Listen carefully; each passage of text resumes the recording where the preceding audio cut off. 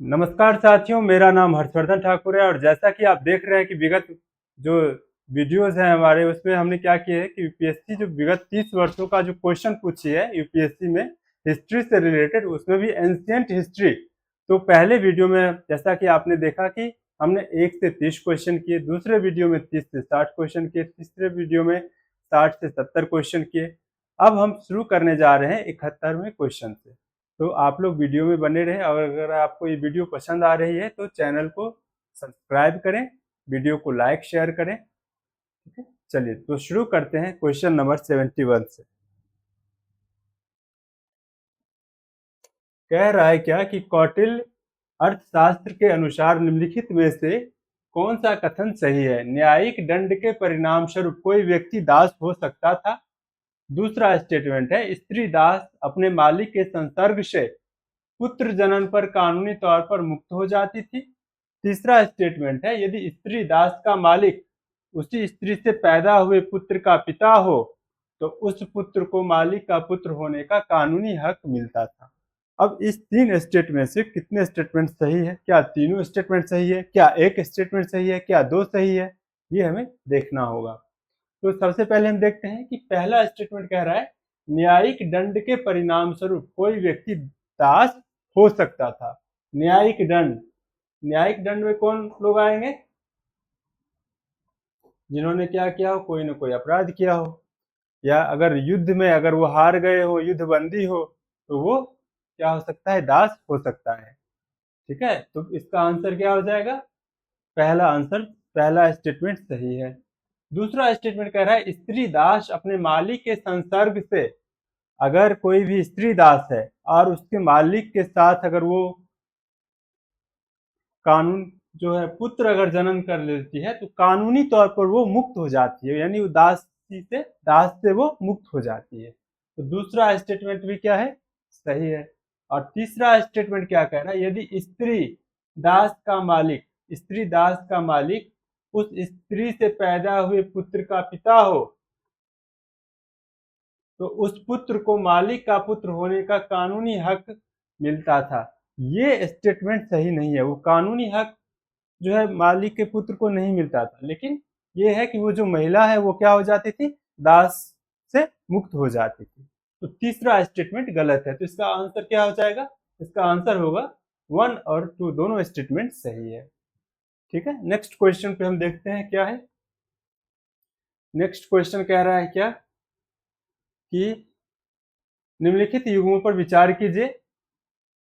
ये देखो, अशोक के प्रमुख शिलालेखों के स्थान और वह स्थान जिस राज्य में है। तो सबसे पहले धौली, तो धौली कहाँ है? ओडिशा में। ठीक है, ये सही है। एरागुडी आंध्र प्रदेश, ये भी सही है। और कालसी कर्नाटक, ये भी सही है। यानी कि स्टेट जो ये जो दिया हुआ है ऑप्शन, ये सही है, ये सही है और ये सही है। जौगढ़ जो है वो ओडिशा नहीं, जौगढ़ जो है मध्य प्रदेश नहीं, वहां यहाँ पर क्या होगा? ओडिशा होगा।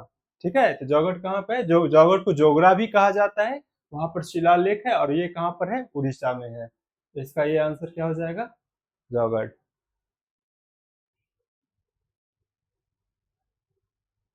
ठीक है, चलो नेक्स्ट कह रहा है, चोल काल में निर्मित नटराज की जो कांस्य प्रतिमाओं में देवताओं की जो आकृति वो प्रायः क्या थी? वो चतुर्भुज थी। वो क्या थी? चतुर्भुज थी।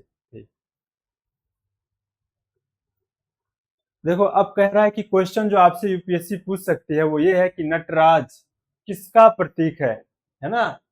तो उसमें तांडव, सृष्टि संहार, सृष्टि पालन करता, है ना, या फिर सृष्टि उत्पन्न करता, इन सब चीजों में से 4 ऑप्शन में अगर मान लीजिए यूपीएससी आपको दे रही है इस तरह का क्वेश्चन, तो आप क्या लगाएंगे? तांडव। ठीक है, सृष्टि विनाश का चक्र है नटराज। जैसा कि आप जानते हैं नटराज के बारे में, जो शिव जी थे, महादेव थे, उन्होंने क्या किया था कि जब विनाश होने लगी थी तो वो तांडव नृत्य किए थे। ठीक है, और कई जगह उसका प्रसंग आता है, तो आप लोग जानते होंगे। ठीक है, जैसे कि माता सती का भी जब हुआ था ऐसा, तो माना जाता है कि उन्होंने तांडव नृत्य किया था। ठीक है, निम्नलिखित में से कौन सा प्राचीन भारत में व्यापारियों का निगम था? तो वो कौन था? मणिग्राम। ठीक है, मणिग्राम उसका नाम है। अब इससे जो क्वेश्चन आ सकती है वो क्या पूछेगी, आपसे यूपीएससी का भी पूछ सकते हैं कि अय्यावल, अय्यावल क्या है ना? तो अय्यावल क्या है? व्यापारियों का संघ है।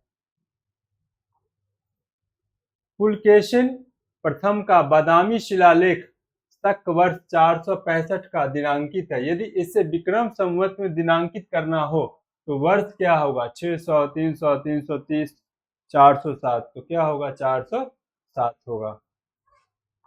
ठीक है, और कह रहा है कि अगर आपको कोई भी विक्रम संवत निकालना है तो शक संवत प्लस 135 ऐड कर दीजिए, तो आपको क्या हो जाएगा? विक्रम संवत आपको मिल जाएगा।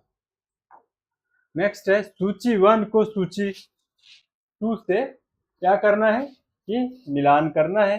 तो सबसे पहले चलते हैं कि गुप्त, देखो ये है डायनेस्टी यानी कि ये वंश है, ये गुरु वंश का नाम है और ये किस जगह पे है ना? इसके बारे में यहाँ पर ये वर्णन किया गया है। तो गुप्त का है, जैसे गुप्त है, गुप्त का क्या हो जाएगा यहाँ पर? देवगढ़। ठीक है, चंदेल का क्या होगा? पंडमल्ले। और चालुक्य का क्या होगा? खजुराहो। ठीक है, और पल्लव का क्या होगा? पल्लव का होगा बादामी। ठीक है, तो आंसर क्या हो जाएगा यहाँ पर? ये होगा आंसर। नेक्स्ट जो क्वेश्चन है वो ये है, स्टेटमेंट है, कथन है एक, और एक उसका रीजन है यानी कि कारण है। तो इन दोनों स्टेटमेंट से कौन सा स्टेटमेंट, मतलब क्या जो इसका जो स्टेटमेंट है और इसका जो रीजन है वो उसको सही व्याख्या कर रहा है या नहीं कर रहा है, या स्टेटमेंट यानी कथन सही है कारण गलत है, या कथन गलत है कारण सही है। इन चार ऑप्शन में से क्या करना है आपको? एक देखना है। तो कह रहा है पांडियन किलिंकनुकु समूह की अहम एवं पूरम कविताएं संगम रचनाओं का अनुवर्तन है। ठीक है, तो इसमें क्या होगा? और दूसरा कह रहा है जो कारण है उन्हें प्रमुख संगम रचनाओं के उत्तर संगम रचनाओं में सम्मिलित किया गया। नहीं, ये स्टेटमेंट क्या है कि ये व्याख्या दोनों सही है लेकिन इसके लिए ये व्याख्या नहीं है। पांडियन समूह की अहम पूर्ण का अनुवर्तन है, ये इसका स्टेटमेंट नहीं है। तो इसका आंसर क्या हो जाएगा? ए और आर दोनों सही है, लेकिन आर जो है वो एक का कारण जो है वो कथन का सही व्याख्या नहीं कर रहा है। नेक्स्ट क्वेश्चन है, चोल राजाओं में से किस एक ने सिलोन पर विजय प्राप्त की थी? आदित्य प्रथम, राजा राज प्रथम, राजेंद्र विजयालय। तो इसका आंसर क्या हो जाएगा? राजेंद्र। राजेंद्र ने क्या किया था कि सिलोन पर, यानी सिलोन को श्रीलंका जो आज के टाइम का है उस पर वो विजय प्राप्त किया था। ठीक है,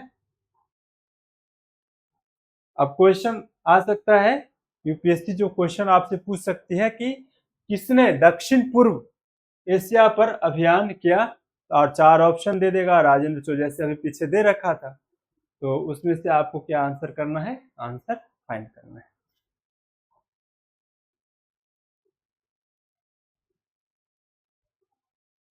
निम्नलिखित कथनों पर विचार कीजिए। चोलों ने पांड्य तथा चेर शासकों को पराजित कर प्रायद्वीपीय भारत पर प्रारंभिक मध्यकालीन समय में अपना प्रभुत्व स्थापित किया। चोलों ने दक्षिण पूर्वी एशिया के शैलेंद्र साम्राज्य के विरुद्ध सैन्य चढ़ाई की तथा कुछ क्षेत्रों को जीता। अब इन दोनों कथन में से कौन से कथन सही है? क्या दोनों सही है? क्या एक सही है ना?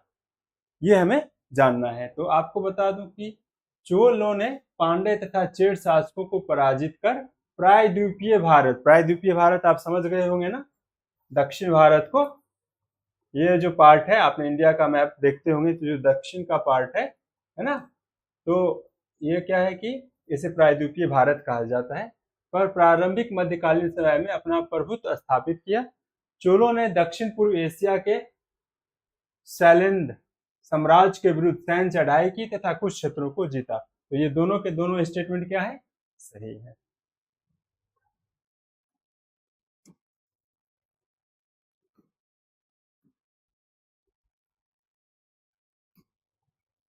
नेक्स्ट,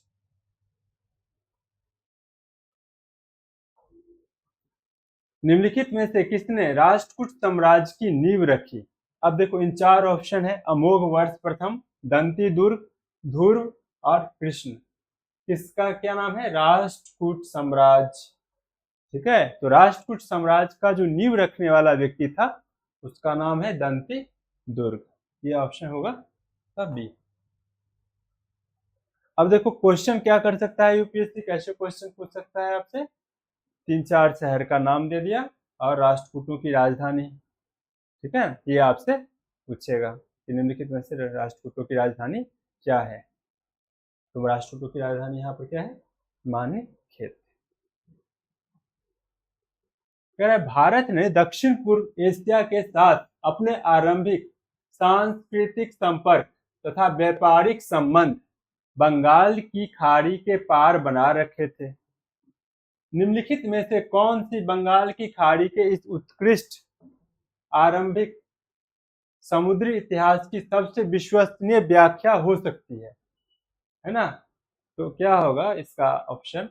देखो चारों ऑप्शन पढ़ते हैं। प्राचीन काल तथा मध्यकाल में भारत के पास दूसरों की तुलना में अति उत्तम पोत निर्माण की तकनीक उपलब्ध थी।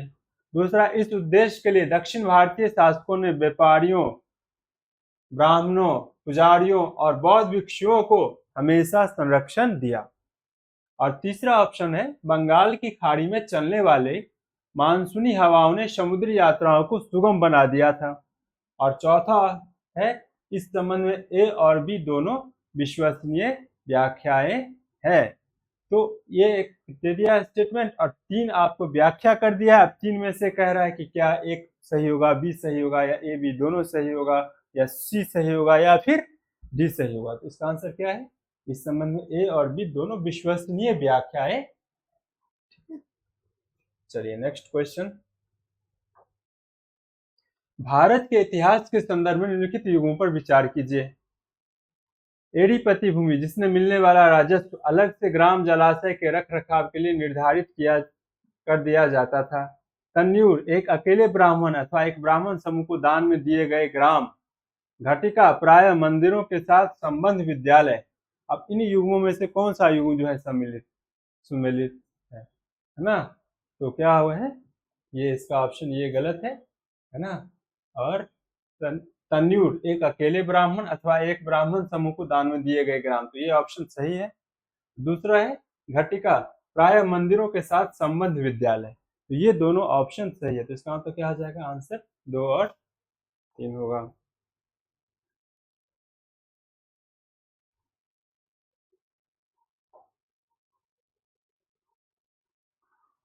अब देखो जो कह रहा है एड़ीपति किसे कहते हैं? क्या भूमि जिससे मिलने वाला राजस्व से अलग जलाशय के रख रखाव के लिए निर्धारित नहीं, तो ये टैंकों के रख रखाव के लिए जो है भूमि को उपयोग किया जाता था, उसका नाम है एड़ीपति, उसको कहते हैं। अब देखो संभावित क्वेश्चन क्या कहलाता है कि ब्राह्मणों को दान भूमि क्या कहलाती थी? ठीक है, इस तरह के क्वेश्चन यूपीएससी आपसे पूछ सकती है। प्राचीन दक्षिण भारत में संगम साहित्य के बारे में निम्नलिखित में से कौन सा एक सही है? संगम कविताओं में भौतिक संस्कृति का कोई संदर्भ नहीं है। वर्ण का सामाजिक वर्गीकरण संगम कवियों को ज्ञात था। संगम कविताओं में समर शौर्य का कोई संदर्भ नहीं है। संगम साहित्य में जादुई ताकतों को असंगत बताया गया है। तो इसका क्या आंसर होगा कि वर्ण का सामाजिक वर्गीकरण संगम कवियों को ज्ञात था। ये कथन सही है। ठीक है, नेक्स्ट है कि यूपीएससी जो संभावित क्वेश्चन क्या क्या पूछ सकती है? संगम साहित्य की भाषा क्या है? तमिलनाडु तमिल मुख्य संग्रह क्या है ना? एथुकोट्टई, पट्टुकोट्टु, पट्टुपट्टु, इसके बारे में भी आपसे क्वेश्चन पूछा जा सकता है। नेक्स्ट कह रहा है प्राचीन दक्षिण भारत के संदर्भ में कोरकई, कुम्पुहार और मुसिरी किस रूप में सुविख्यात थे? ठीक है, ये जो तीनों है कोरकोई, पुरम पुहार और मुसिरी किस रूप में विख्यात है? राजधानी नगर, पतन, लौह और इस्पात निर्माण के केंद्र, जैन तीर्थंकरों के चैत्य। तो क्या होगा इसका आंसर? पतन। नेक्स्ट क्वेश्चन है, कह रहा है क्या, यूपीएससी जो क्वेश्चन पूछ सकते हैं वो ये है कि पुंपुहार किस नदी के किनारे है। पुंपुहार है कावेरी नदी के किनारे।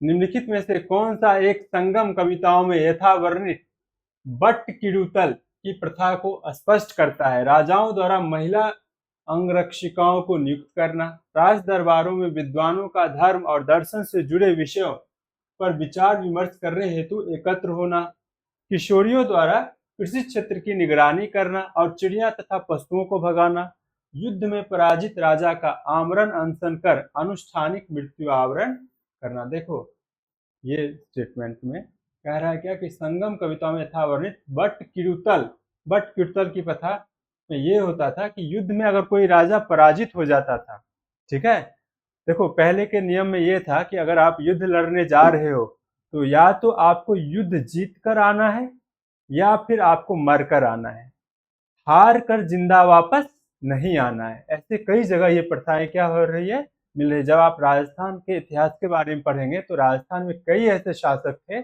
और कई ऐसे रानियां थी जब उनके राजा अगर चले जाते थे युद्ध करने के लिए, ठीक है, और किसी ने आकर के ये सूचना दे दिया कि राजा हार रहे हैं, तो वो रानी क्या करने लगती थी, जौहर शुरू करती थी या अपना वो, एक बार एक प्रसंग आता है कि एक राजा जो है वो क्या हुआ था कि हार गया था युद्ध में और फिर उसने सोचा कि मैं घर वापस आकर महल में आकर और फिर से सैन्य तैयारी करके फिर से मैं क्या करूंगा, शत्रु पर कार्रवाई करूंगा।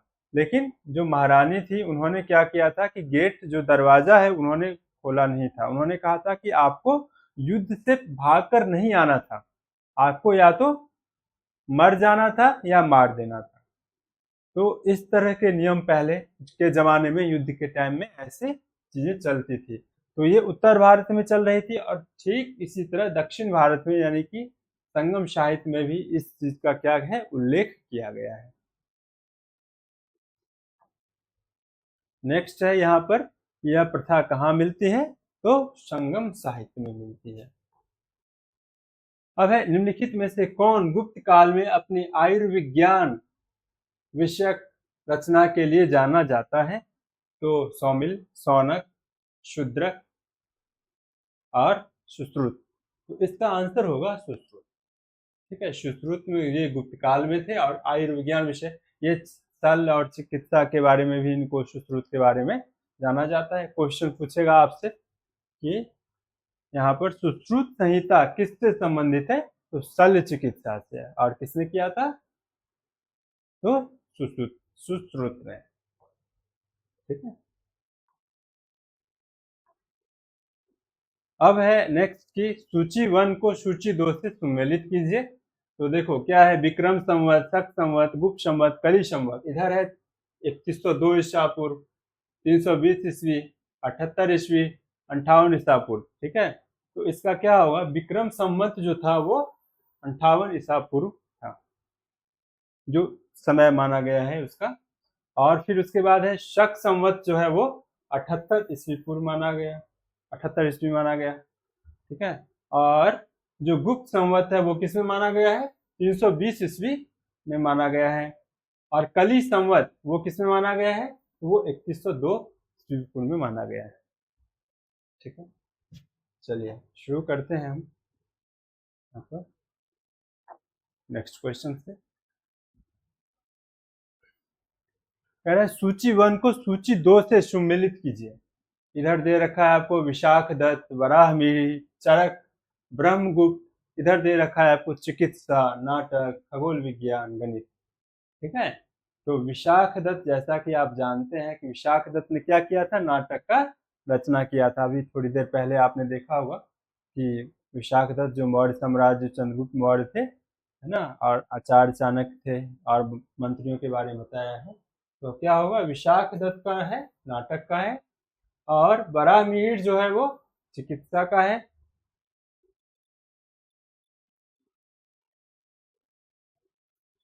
ठीक है,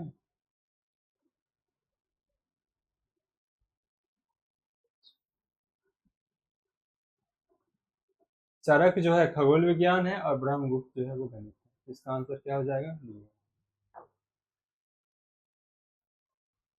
चरक संहिता किससे संबंधित है? क्वेश्चन आ सकता है ऐसे यूपीएससी, तो क्या करना है आपको बताना है, ये आयुर्वेद से संबंधित है। अब नेक्स्ट कह रहा है गुप्त काल में लिखित संस्कृत नाटकों में स्त्री और शूद्र बोलते थे। ठीक है, तो क्या बोलते थे, कौन सी भाषा बोलते थे? तो वो बोलते थे प्राकृत भाषा बोलते थे। गुप्त काल में जो लिखित संस्कृत नाटकों में स्त्री और शूद्र क्या बोलते थे? प्राकृत बोलते थे। जो उच्च वर्ण के, मतलब उस टाइम के जो उच्च वर्ण के, जो अपने आप के कहने वाले लोग थे, विद्वान लोग थे, वो प्राय संस्कृत में बात करते थे, और जो थोड़े से कम पढ़े लिखे लोग थे वो क्या करते थे? प्राकृत में बात करते थे। नेक्स्ट क्वेश्चन जो है वो आपको यूपीएससी किससे पूछेगी कि संस्कृत नाटक में भाषा का प्रयोग, है ना, किनके अनुसार किया गया है? वर्ण अनुसार, जन्म अनुसार, कर्म अनुसार, तो ये चीजें आपको ध्यान रखना है। नेक्स्ट क्वेश्चन है सूची 1 को सूची 2 से सुमेलित कीजिए। अब देखो उधर है वराह मिहिर, विशाखा दत्त, शूद्रक, बिल्हन, और इधर क्या क्या है? प्रबंध चिंतामणि, मृक्षकटिकम, बृहत संहिता। गुप्त शासकों द्वारा जारी किए गए चांदी के सिक्के कहलाते थे, क्या कहलाते थे? तो वो रूपक कहलाते थे। क्या कहलाते थे? रूपक। ठीक है, अब देखो क्वेश्चन क्या आएगा, गुप्तकालीन स्वर्ण सिक्के, है ना, क्या होता था? तो इसके बारे में क्वेश्चन आ सकता है, दिनार के बारे में भी आ सकता है। निम्नलिखित युग्मों में से कौन से सही सुमेलित है? ठीक है, तो सही सुमेलित वाला जो युग्म है वो ये है,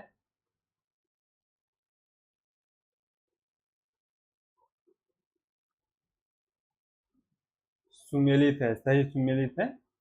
तो मृक्षकटिकम, है ना, मृक्षकटिकम, तो क्या थे ये? शूद्रक। ठीक है, मुद्रा राक्षस, ये क्या लिखने वाले थे? विशाख दत्त। ठीक है, और हर्षचरित, ये बाण भट्ट। ठीक है, ये ऑप्शन क्या है? गलत है। ये तीनों, ये जो चारों हैं वो बुक के नाम है, लिखने वाले कौन है? ये लोग राइटर हैं। ठीक है, चलिए नेक्स्ट क्वेश्चन ये है,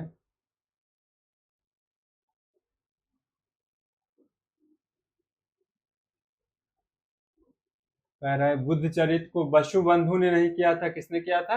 अश्वघोष ने किया था। अश्वघोष ने क्या किया था? लिखा था। नेक्स्ट क्वेश्चन है, ईसा की 3री शताब्दी में जबकि खून आक्रमण से रोमन सम्राट हो गया, भारतीय व्यापारी अधिकाधिक निर्भर हो गए थे अफ्रीकी व्यापार पर, पश्चिमी यूरोपीय व्यापार पर, दक्षिण पूर्वी एशियाई व्यापार पर, या फिर मध्य पूर्वी व्यापार पर। ठीक है, तो आपको बता दूं क्या हो गए थे ये लोग? दक्षिण पूर्वी एशियाई व्यापार पर जो है क्या हो गया था कि अधिकाधिक निर्भर हो गए थे, है ना।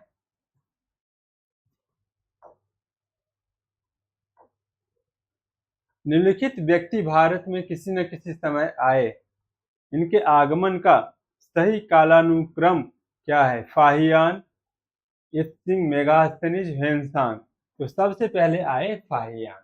ठीक है, इसके बाद कौन आए? मेगास्थनीज आए, इसके बाद कौन आए? हेनसांग आए, और सबसे लास्ट में कौन आए हैं? इत्सिंग आए हैं।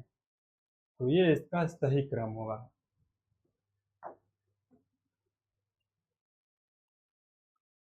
अब क्वेश्चन आएगा वेनसांग किसके समय में आए थे, फाहियान किसके समय में आए थे, इस तरह के क्वेश्चन, इत्सिंग किसके समय में आए थे। कई बार यूपीएससी इस तरह के क्वेश्चन को पूछी भी है, आगे भी प्रोबेबिलिटी है इस तरह के क्वेश्चन को पूछने के लिए।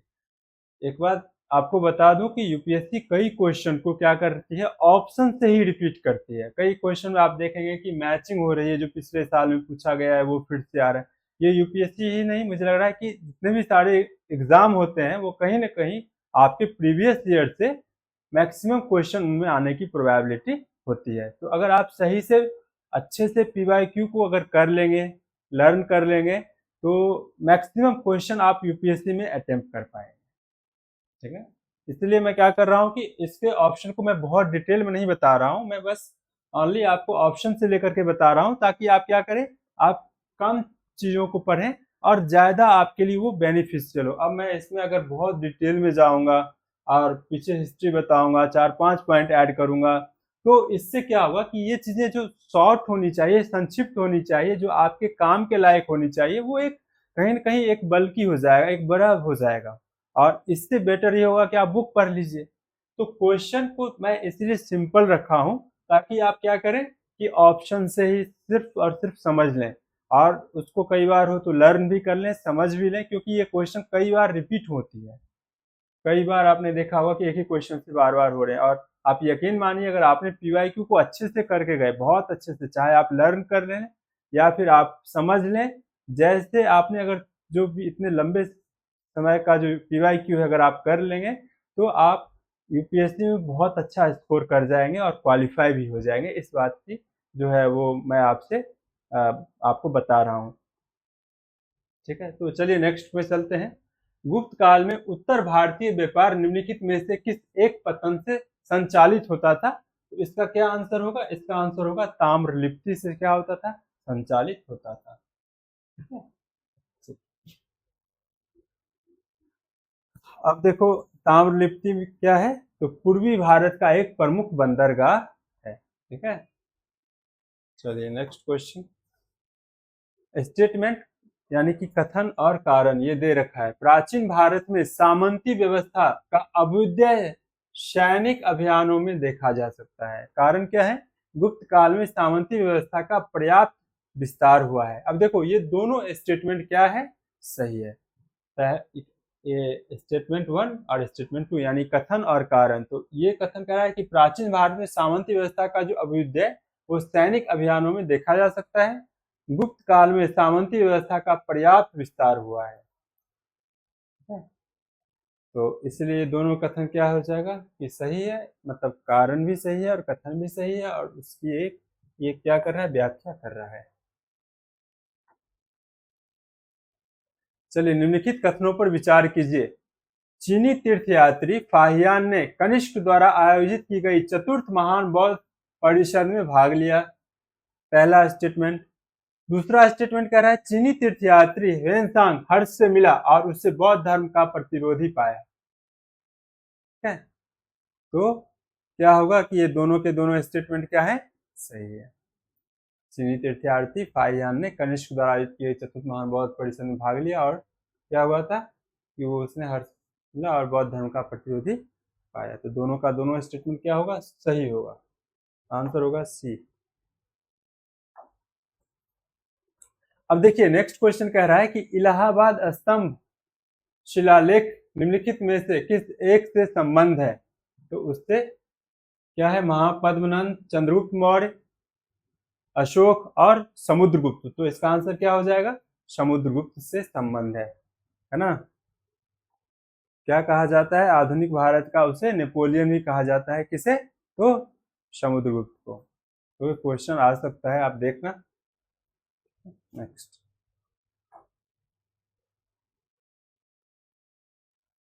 सुमेलित करना है। देखो, एक तरफ सूची 1, एक तरफ सूची 2। अब इनमें से अगर आपने एक से दो भी कम से कम अगर आपने लर्न कर लिया है, तो आप क्या कर सकते हो कि आप इस क्वेश्चन को सॉल्व कर लोगे। ठीक है, तो देखो यहाँ पर है पृथ्वी द्वारा सूर्य की परिक्रमा की कालावधि, और यहाँ पर है पाई के मान का परिकलन, शून्य अंक की खोज, सांप सीढ़ी का खेल। इधर है आर्यभट्ट, भास्कराचार्य, बुद्धायन, ज्ञानदेव। तो क्या होगा? पृथ्वी द्वारा परिक्रमा की कालावधि, तो ये किसने किया था? भास्कराचार्य ने किया था। ठीक है, पाई के मान का परिकलन, तो पाई के मान का परिकलन किसने किया था? बुद्धायन ने किया था। शून्य अंक की खोज, शून्य अंक की खोज जो है वो किसने किया था यहाँ पर? तो आर्यभट्ट ने किया था, और पहला जो उपग्रह छोड़ा गया था वो इन्हीं के नाम पर आर्यभट्ट जो है वो छोड़ा गया था। इस बात को ध्यान रखना। अब नेक्स्ट है सांप सीढ़ी का खेल। तो सांप सीढ़ी का खेल किसने बताया था? फिर ज्ञानदेव ने। तो आंसर क्या हो जाएगा? यानी सी होगा आंसर। ठीक है,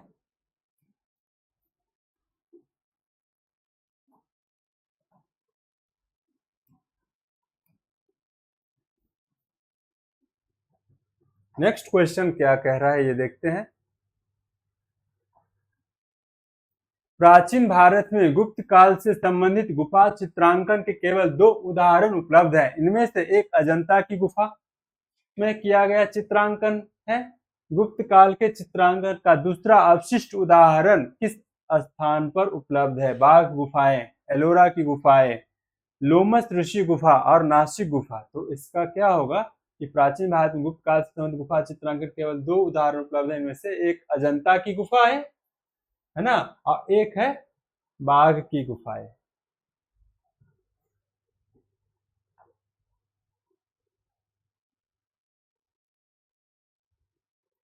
नेक्स्ट क्वेश्चन, आरंभिक मध्ययुगीन समय में भारत में बौद्ध धर्म का पतन किस कारणों से शुरू हुआ? ठीक है, बुद्ध विष्णु के अवतार समझे जाने लगे और वैष्णव धर्म का हिस्सा बन गए, पहला स्टेटमेंट। दूसरा स्टेटमेंट कह रहा है क्या कि आक्रमण करने वाली मध्य एशिया की जनजातियों ने हिंदू धर्म अपनाया और बौद्धों को सताया। और तीसरा स्टेटमेंट है कि गुप्त वंश के राजाओं ने बौद्ध धर्म का पुरजोर विरोध किया।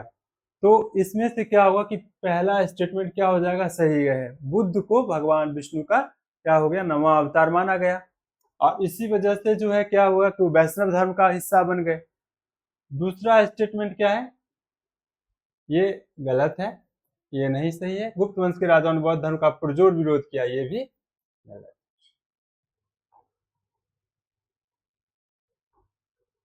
नेक्स्ट है, प्राचीन कालीन भारत में हुई वैज्ञानिक प्रगति के संदर्भ में निम्नलिखित में से कौन से कथन सही है? ठीक है, प्रथम सदी ईस्वी में विभिन्न प्रकार के विशिष्ट शल्य औजारों का उपयोग का आम था। शल्य औजार का मतलब जो ऑपरेशन करने वाला जो औजार होता है, शल्य चिकित्सा को हम ऑपरेशन भी कह सकते हैं। दूसरा स्टेटमेंट है, तीसरी सदी ईस्वी के आरंभ में मानव शरीर के आंतरिक अंगों का प्रत्यारोपण शुरू हो चुका था। 5वीं सदी ईस्वी में कोन के ज्या का सिद्धांत ज्ञात था। 7वीं सदी ईस्वी में चक्रीय चतुर्भुज का सिद्धांत ज्ञात था। तो ये है कि इनमें से कौन सा कथन सही है? तो ये सारे स्टेटमेंट क्या है? ये सही है।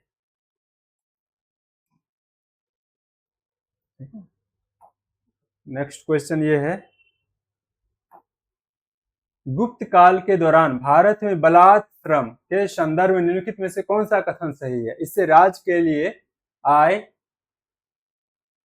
लिए आय का एक स्रोत जनता द्वारा दिया जाने वाला एक प्रकार का कर माना जाता था। यह गुप्त साम्राज्य के मध्य प्रदेश तथा काठियावाड़ क्षेत्रों में पूर्णतः अविद्यमान था। बलात् श्रमिक साप्ताहिक मजदूरी का हकदार होता था। मजदूर के ज्येष्ठ पुत्र को बलात् श्रमिक के रूप में भेज दिया जाता था। तो देखो, इसमें से बलात् श्रम का मतलब क्या होगा कि फोर्स लेबर, है ना, मतलब लेबर को काम करने की इच्छा नहीं है, फिर भी वो क्या कर सकता है? काम करेगा, है ना। तो वो काम इसलिए करेगा क्योंकि वो अगर टैक्स नहीं दे पाएगा तो काम के बदले में काम करके वो अपने राजा का कर चुकाएगा। तो इसीलिए ये स्टेटमेंट, पहला स्टेटमेंट सही है कि इसे राज्य के लिए आय का एक स्रोत माना गया कि आप अगर टैक्स नहीं दे पा रहे हैं तो आप मजदूरी कर दीजिए, आप श्रम दे दीजिए, श्रम दान दे दीजिए। तो ये एक प्रकार का कर माना जाता था। नेक्स्ट कह रहा है क्या, कुल्यावाप तथा द्रोणवाप शब्द क्या निर्दिष्ट करते हैं? ये देखो, ये प्राचीन समय में क्या होता था, ये भू मापने का एक प्रणाली थी, है ना। जैसे कि अभी आप देखे होंगे कि लोग क्या मानते हैं, अगर गज में, एकड़ में, हेक्टेयर में, और अगर शहरी ग्रामीण क्षेत्र की बात की जाए तो कट्ठा में, बीघा में, ऐसे माप होता है। इसी तरह कुल्यावाप या द्रोणवाप एक भू मापने की एक जो थी वो प्रणाली थी। ठीक है, तो इसलिए ये है। नेक्स्ट है, प्राचीन भारत के विद्वानों, साहित्यकारों के संदर्भ में निम्नलिखित कथनों पर विचार कीजिए।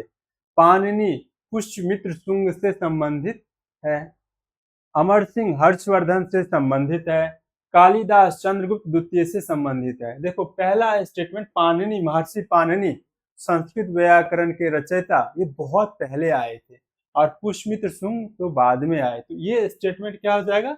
गलत होगा। ये इनके समय के नहीं है, बहुत पहले के हैं, प्राचीन समय के ही हैं, महर्षि पाणिनि। और अमर सिंह हर्षवर्धन से संबंधित है, तो ये स्टेटमेंट सही है। कालिदास चंद्रगुप्त द्वितीय से संबंधित है, तो ये भी स्टेटमेंट क्या है, सही है। तो स्टेटमेंट 2 और 3 क्या है, सही है। नेक्स्ट क्वेश्चन जो है वो ये है, संभावित क्वेश्चन आ सकता है कि कालिदास किस दरबार में था, या कालिदास किसके दरबार में थे। आपको 3-4 चंद्रगुप्त प्रथम, चंद्रगुप्त द्वितीय, समुद्रगुप्त, ऐसे करके 4 ऑप्शन दे देगा। हमेशा ध्यान रखना चंद्रगुप्त द्वितीय या विक्रमादित्य, चंद्रगुप्त द्वितीय को विक्रमादित्य भी कहा जाता है। उनके दरबार में कालिदास नवरत्नों में से एक रत्न में कालिदास को माना गया है। नेक्स्ट क्वेश्चन है, गुप्त राजवंश के समय नगर, घंटासाला, कदुरा तथा चौल किस लिए विख्यात था।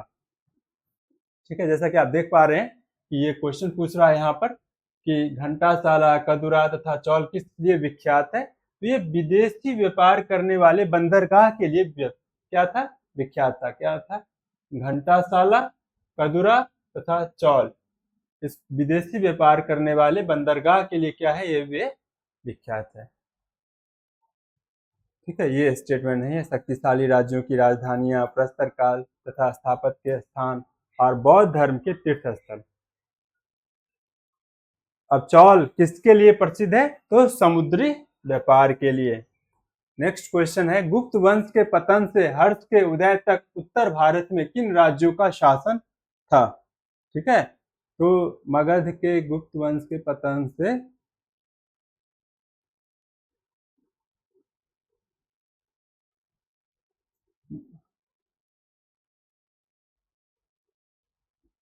मगध के गुप्त, ठीक है, थानेश्वर के पुष्पभूति, कन्नौज के मखौड़ी और वल्लभी के मैत्रक, इनका क्या था, इनका शासन था उत्तर भारत में।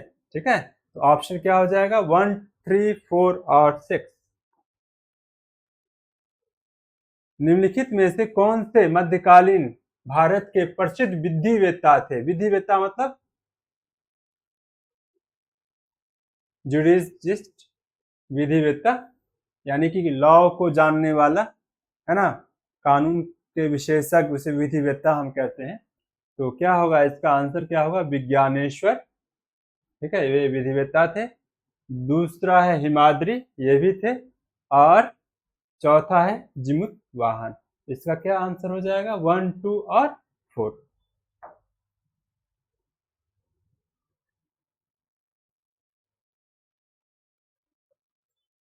राजशेखर क्या थे, एक राजकवि थे, ये विधिवेत्ता नहीं थे।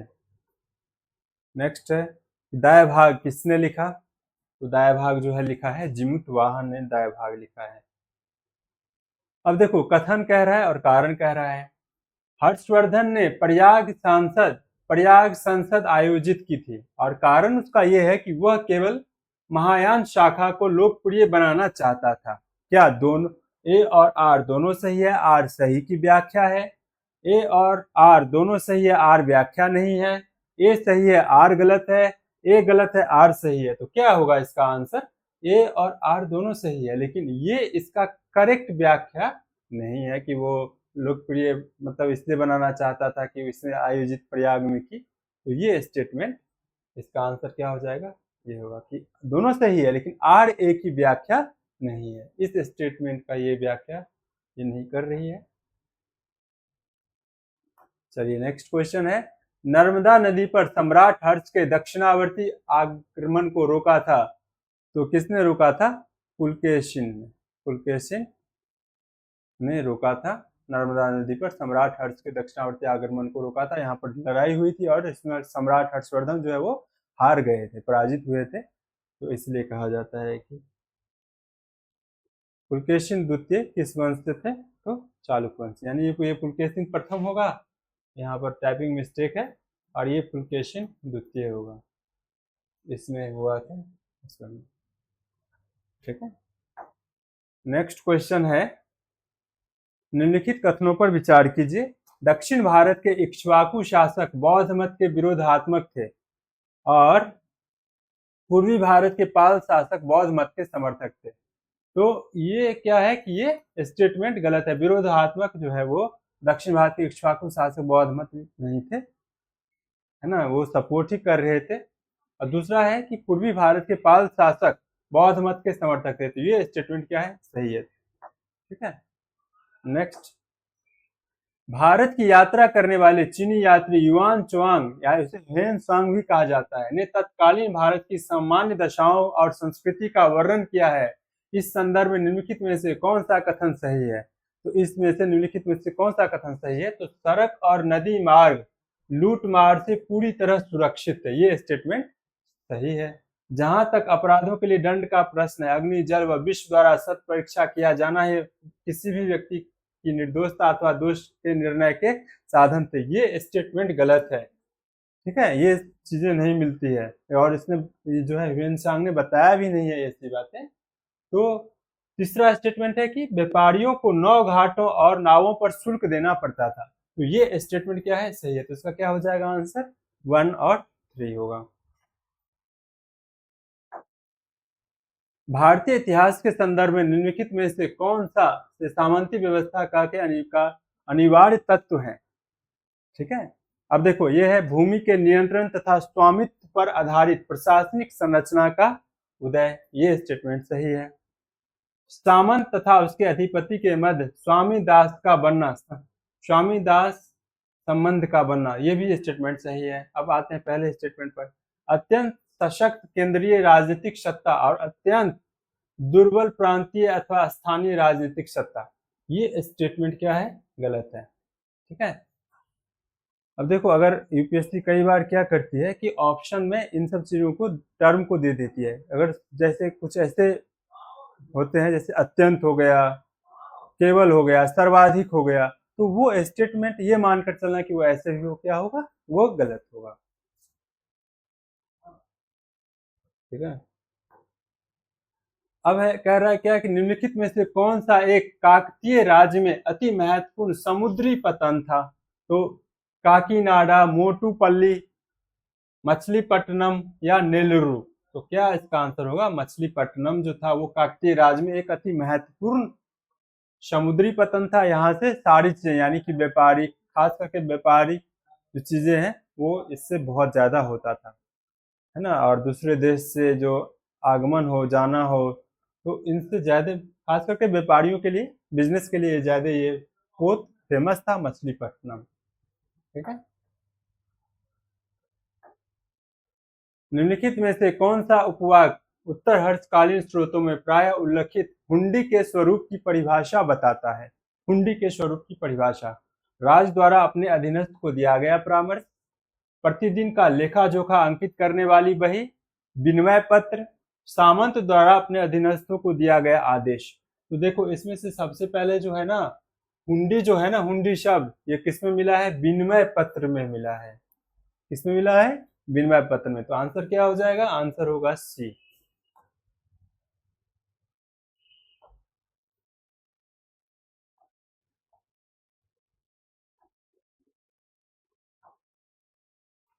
अब कह रहा है भारत के इतिहास में निम्नलिखित घटनाओं पर विचार कीजिए। राजा भोज के अधीन प्रतिहारों का उदय, महेंद्र वर्मन प्रथम के अधीन पल्लव सत्ता की स्थापना, परांतक प्रथम द्वारा चोल सत्ता की स्थापना, गोपाल द्वारा पाल राजवंश की स्थापना। उपरोक्त घटनाओं का प्राचीन काल से आरंभ कर सही कालानुक्रम क्या है? सही कालानुक्रम क्या है? तो सबसे पहले है महेंद्र वर्मन प्रथम के अधीन पल्लव सत्ता की स्थापना, फिर उसके बाद है गोपाल द्वारा पाल राजवंश की स्थापना, यानी पहले नंबर पे ये होनी चाहिए, दूसरे नंबर पे ये होनी चाहिए और तीसरे नंबर पर ये होनी चाहिए। ठीक है, और चौथे नंबर पर क्या होनी चाहिए, ये होनी चाहिए। देखो तो इसका आंसर क्या हो जाएगा, सी। नेक्स्ट क्वेश्चन, निम्नलिखित युगों पर विचार कीजिए, है ना। राजा राजवंश, नत्रक चंदेल, जय शक्ति परमार, नागभट्ट द्वितीय, गुज्जर प्रतिहार, भोज राष्ट्रकूट। निम्नलिखित युग्मों में से कितने युग्म सही सुमेलित हैं? ठीक है, तो देखो इसमें सही सुमेलित कौन कौन है, राज राजवंश, नंद, चंदेल, 1 2 और ये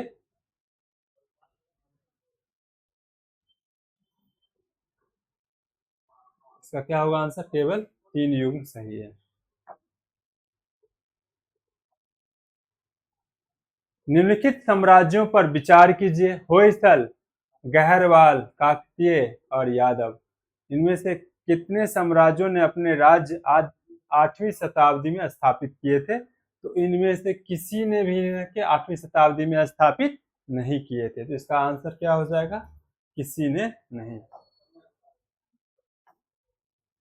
प्राचीन भारतीय इतिहास के संदर्भ में निम्नलिखित युग्मों पर विचार कीजिए।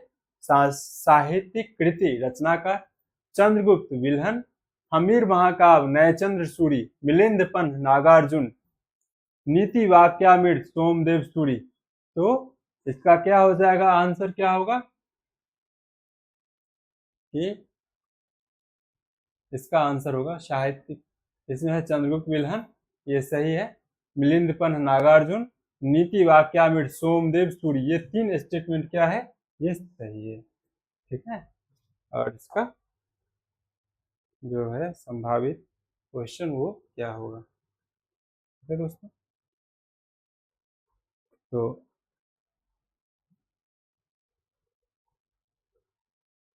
आपको बताना चाहता हूं कि आपका जो प्राचीन भारत का इतिहास है, जो पिछले 30 वर्षों में यूपीएससी ने क्वेश्चन पूछा था, ठीक है, उसका हमने क्या किया कि क्वेश्चन के और आंसर के रूप में आपको बताने का प्रयास किया यहाँ तक अभी तक।